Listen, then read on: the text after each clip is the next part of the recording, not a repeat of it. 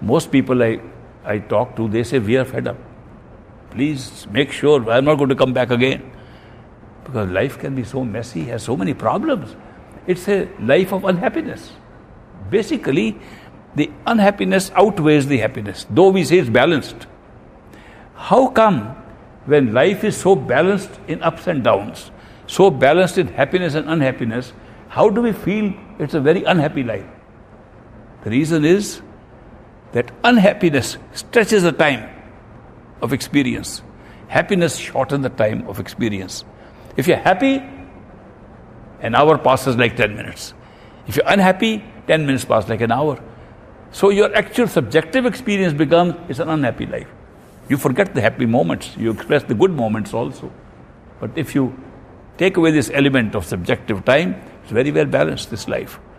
And if you are unhappy because of your material circumstances, you become happy somewhere else. If you are unhappy in your relations and all that, you are poor. So it's all balanced. This is the most balanced place that I've seen. When I was studying at Harvard University in an economics class, I took up advanced economic development. And I came up with a very strange suggestion to my professor. I said, Professor, you say that in economics, everybody works for a reward. That economics doesn't work unless you're expecting a reward. But don't you think people do a lot of things with no expectation of any reward? He says, like what? I said, like an old lady crossing the road and a young man finds that there's traffic coming. He holds her hand and takes her there. He doesn't expect a reward. He's doing it because he thinks it's a good thing to do. So there's so many good things to do.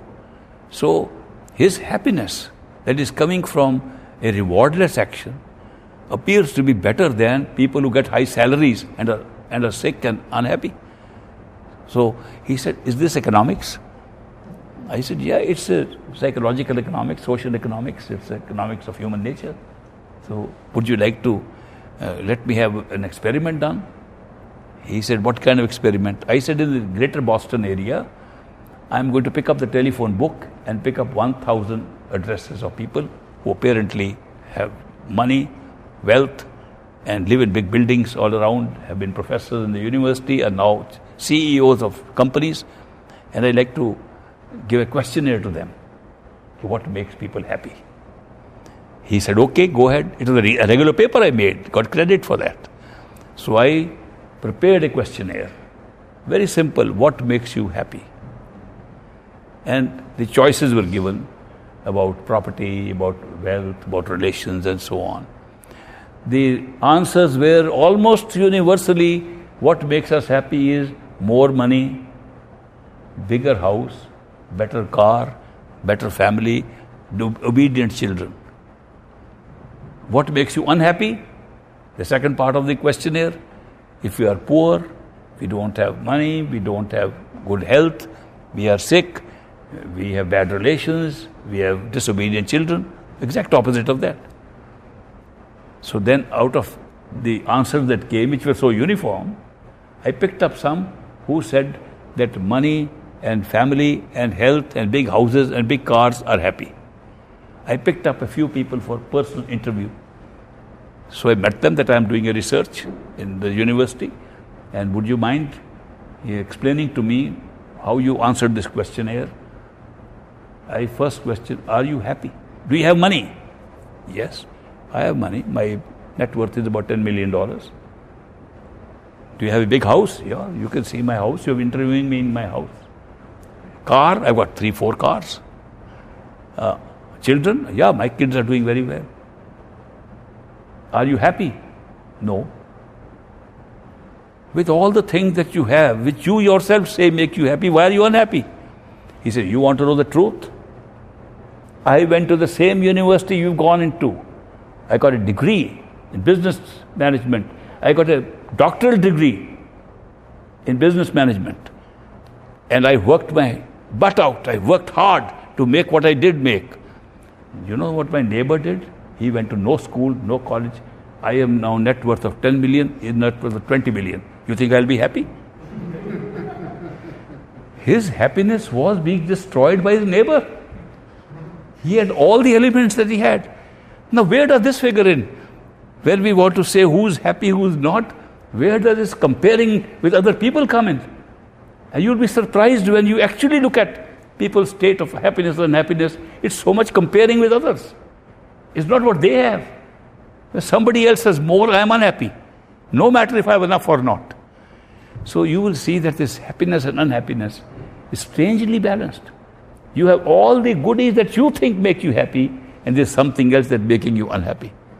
And therefore, when I analyzed 1,000 questionnaires, I found that there were two kinds of things that made people happy or unhappy. The tangible things, like money, home, car, wealth, and the intangible things, like jealousy, bad relationships, emotional disturbances, and so on, which are intangible. And where you had good points in the tangible, you had low points in the intangibles. Where you had good points in the intangible, you had low points in this. I was surprised. On a very general 1,000, sample was not too big, but it was good enough to say how balanced life is. That we are not being mistreated, discriminated. If we are missing on one thing, we are being compensated somewhere else. There are people in India so poor, they work all day in the area where Krishna was born, in Uttar Pradesh. And I had a chance to go there and meet them. They are gardeners. They work in the fields. They work all, had sweat themselves out. In the evening, they sing. They sit together and sing. And they are so happy. Their happiness can be seen on their faces, on their voices. And they repeat only one word, one sentence, which I joined them too. But their happiness was so much, I said maybe it's coming from the words. So I might also repeat with them. The words were from Krishna, from the Krishna of Bhagavad Gita, Krishna of Mahabharata. The words were in Hindi, Are Udo Karman ki gat nyari se. That they were repeating. The Krishna is telling his childhood friend, Udo, as they were when they were children. He is saying, Udo, the nature of karma is indescribable. It's so strange that you can't understand what karma is. He's telling that little fellow, Udo. And the significance it was that in the childhood, Krishna told Udo that karma is such a relentless thing which creates life that we cannot undo it, even by good deeds. A bad karma can't be wiped out. He said, then he drew attention of Udo to an ant that was going there, crawling along. He said, Udo, look at this ant crawling. This ant has once been Brahma, the creator of this universe. Has been twice Indra, the lord of one of the big heavens in the astral plane. And today, because of his karma, after serving those high positions, is an ant. Karma will not stop. You can go that high, occupy the role of Brahma, the creator. Brahma is not a permanent entity, by the way. Brahma is just one of the incarnations. It's one of the manifestations of a soul. One soul can manifest in a human being, create so much good karma to be entitled for some period to be Brahma, the creator. And that's how all these entities are working. They're just entities with souls.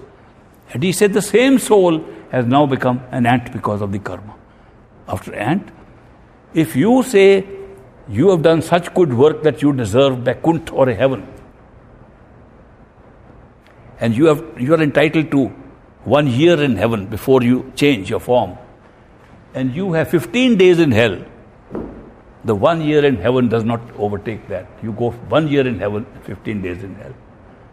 That's the nature of karma which Krishna is talking about. And those poor people are so happy just reciting this one line, one word. I asked them, what makes them so happy? First I thought, it is something they were smoking. Because they had a chillum, chillum is an earthen smoking thing. And they had a little piece of cloth and they were having a smoke. So I didn't know what that was. I thought maybe there is something in what they are smoking. But then I saw they are smoking very cheap tobacco. very cheap tobacco. There was nothing else in it. And they didn't know how to smoke or chew anything else. They couldn't afford it either, at all. It's only when I came to this country, I found people smoke something else. When somebody tried to shake my hand, like this, first like this, then said, I said, what is that symbol? Where is this coming from? So then I realized they smoke something else. So my knowledge increased by coming here, understanding smoking. I didn't know before that, because I never smoked in my life, neither tobacco nor anything else. So this is just a way of telling you the importance of happiness and unhappiness being balanced.